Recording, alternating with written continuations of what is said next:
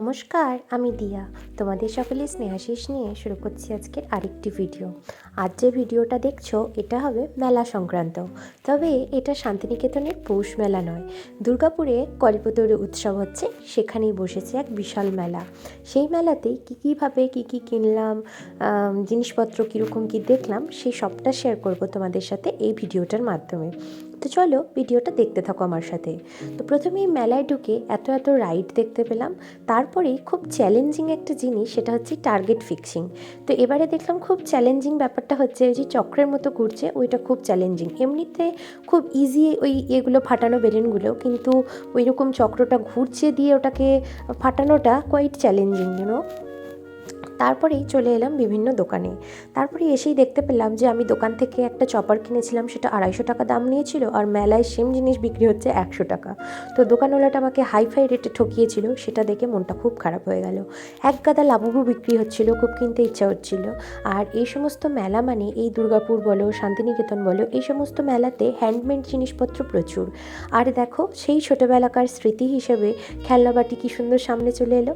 তারপরে এই দেখো কি সুন্দর এগুলো নোটবুক, এই যে চকলেট ওরিও বিস্কুটের মতো দেখছো, ওগুলো কিন্তু আসলে নোটবুক। কি দারুণ না, ব্যাপারটা খুব ইন্টারেস্টিং। কিন্তু ওটা কিনবার ইচ্ছে ছিল কিন্তু কিনিনি।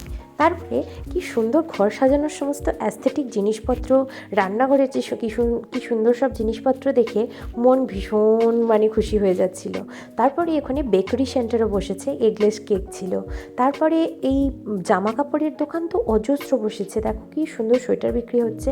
এখানে কয়েকটা জিনিস দেখে বেশ পছন্দ হচ্ছিল, কিন্তু আমি সোয়েটার টুপি তো অবভিয়াসলি কিনবো না।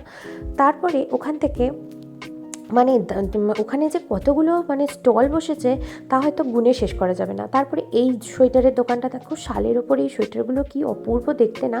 আচারের দোকানের সামনে দিয়ে যাচ্ছে যখন জিভে জল এসে যাচ্ছে, এত ভালো ভালো দেখতে আচার। আর এই হোমমেড জিনিসপত্রগুলো দেখলেই কি সুন্দর। তারপরেই চলে এলাম এই ড্রাই ফ্রুটের দোকানটায়।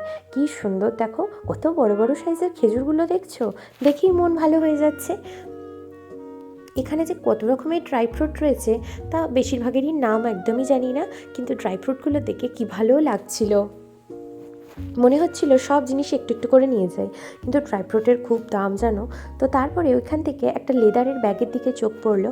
তো তারপরে আবার জামা কাপড়ের দোকান, শাড়ির দোকান, যাই দেখছি সব পছন্দ হচ্ছে। মেলাটা একদম চূড়ান্ত সুন্দর মেলা বসেছে জানো, একদম রিয়েল মেলা। তারপরেই দেখো এই বেতের তৈরি ব্যাগগুলো, এটাও খুব ইউনিক দেখতে। তো এখানে যা কিছু দেখবে সব কিছুই ইউনিক লাগবে তোমার। তারপরে এই দেখো ফ্রবস, অ্যাকোয়াগার্ড, তারপরে সেনকো গোল্ড, তারপরে কুচিনা, সমস্ত কিছু লোকজনেরা এখানে স্টল দিয়েছে। আর ওই যে প্যান্ডেলের মতোটা দেখতে পেলে, ওইটাই কিন্তু কল্পতরুর গেট করেছে আর কি, মেলায় ঢোকার গেট করেছে। আর কি সুন্দর এই বাবেলগুলো ওড়াচ্ছে দেখো, এগুলো দেখেই মন ভালো হয়ে যাচ্ছে। মনে হচ্ছে যেন ছোটো বাচ্চাদের মতো ছুটে ছুটে গিয়ে ওইগুলো ফাটাই বাবেলগুলো। তো মেলায় আসলে আমি এক প্রকার ছোটো বাচ্চা ছেলেই হয়ে যাই, যা দেখবো আমার সেটাই কিনতে ইচ্ছা করে, সেটাই খেতে ইচ্ছা করে। আর কি ভিড় হয়েছে সেদিন, ছিল শনিবার, প্রচণ্ড ভিড় হয়েছে জানো। আর এই দেখো কুকুরটা কি সুন্দর, আর কি লম্বা ছিল জানো কুকুরটা। অনুসন্ধান অফিসে মানুষ হারিয়ে গেলে, কোনো জিনিসপত্র হারিয়ে গেলে বা বাচ্চা কাচ্চা হাতছাড়া হয়ে গেলে ওইখানটায় গিয়ে সন্ধান করতে হবে আর কি, সেই জন্য একটা বিশাল অনুসন্ধান অফিস। তারপরে এই কার্পেটের দোকানগুলোও কি সুন্দর দেখো। অ্যাকচুয়ালি মেলাটার কোনখানে শুরু কোনখানে শেষ কিছুই বুঝতে পারছিলাম না। এটা একবার গিয়ে বা একদিন গিয়ে একদমই হবে না, এটা 2-3 দিন যেতে হতো, কিন্তু এই শীতে ওই ধৈর্যটার কুলালো না জানো।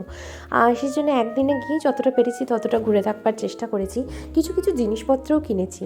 আচ্ছা, বাঙালির বিখ্যাত দইবলা, এই দোকান তো তুমি যেখানে দুর্গাপুরে যাবে তুমি ওদের স্টল একটা করে দেখতেই পারবে। তারপরে এত ঘুরে ক্লান্ত হয়ে গেছি, সেই জন্য নিয়ে নিলাম একটু নিরামিষ ঘুগনি। যদিও শনিবার দিনকে আমাদের যেহেতু আমি কিছু আঁশ পেঁয়াজ খাই না, সেই জন্য চেষ্টা করি যে বাইরেও না খেতে। এবার খুব আর্জেন্ট হলে হয়তো খেয়েই ফেলবো, কারণ তোমরা বুঝতেই পারছো যে আমার খেতে আমি কত ভালোবাসি। আর সেদিনকে পূর্ণিমা ছিল, চাঁদটা কি ব্যাপক সুন্দর ছিল দেখলে। আর আমিও একটুখানি ঘুগনি খেয়ে নিলাম, খেতে ভালোবাসি মানুষ, যা হয় আর কি।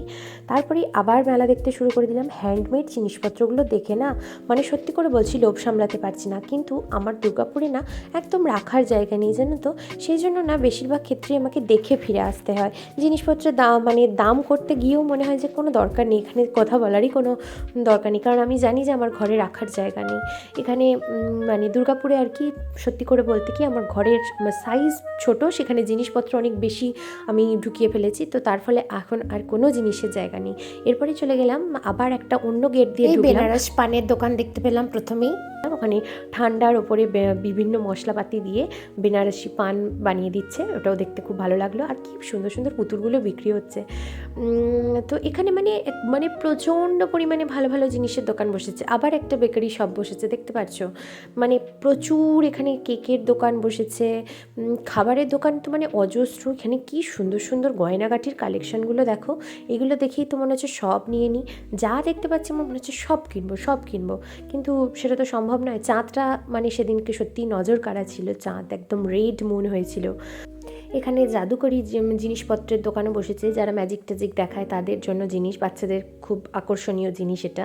আর দেখো এখানে কত এই যে রুটি মেকার মানে রুটি বেলার স্ট্যান্ড আর কি বিক্রি হচ্ছে। তারপরে এইরকম কম্বলের দোকান রয়েছে, এখানে কম্বলগুলো পার কেজি 200 টাকা করে, মানে পার কেজিতে ওরা কেজি হিসেবে বিক্রি করছে, যে যেরকম কেজি নেবে 5 কেজি 10 কেজি এরকম বিক্রি হচ্ছে।